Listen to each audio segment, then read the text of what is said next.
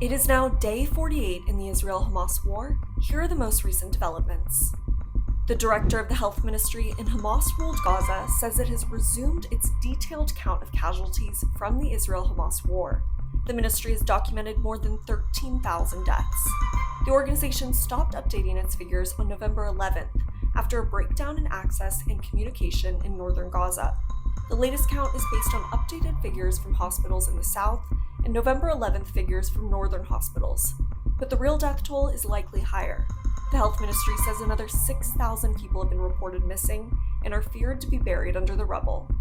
Israel's national security advisor said late November 22nd that ceasefire talks with the Hamas militant group were still ongoing. The advisor said the hostage release will not take place before November 24th. No explanation was given for the delay, and it is not immediately clear when the ceasefire might begin. Despite word of a temporary truce in the works, there has been no letup in the fighting.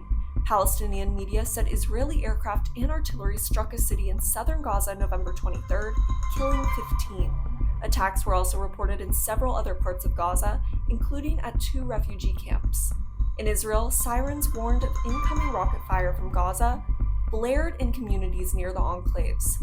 There were no reports of damage or injuries in Israel.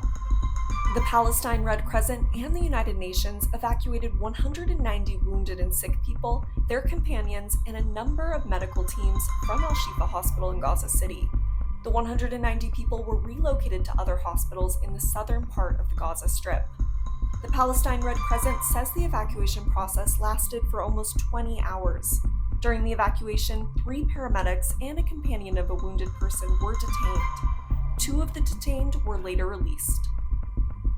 The United States military says one of its warships in the Red Sea has shot down bomb-carrying drones launched from a territory controlled by Yemen's Houthi rebels. The military arm of Yemen's Houthi rebels said that it launched a batch of long-range, large missiles towards southern Israel, including towards a city along the Red Sea. The Iran-backed rebel group has launched at least 6 aerial attacks against Israel since the conflict broke out on October 7th. The British Foreign Secretary visited the Middle East November 23rd to meet with Israeli and Palestinian leaders. The former Prime Minister was appointed to the foreign policy brief in mid-November. Since then, he has met with counterparts from Arab and Islamic countries to discuss the Israel-Hamas conflict.